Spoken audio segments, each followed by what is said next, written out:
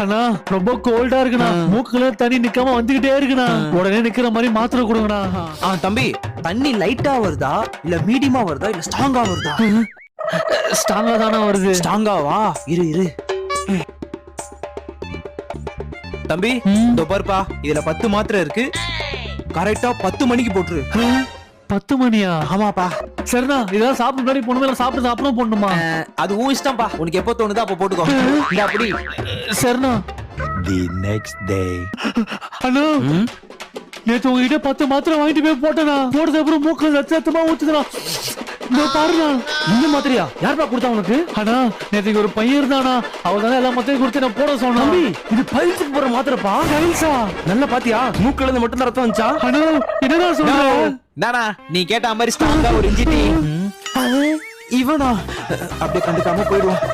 மாமே. அண்ணா, நேத்து இந்த பையன் எனக்கு மாத்திரை கொடுத்தா.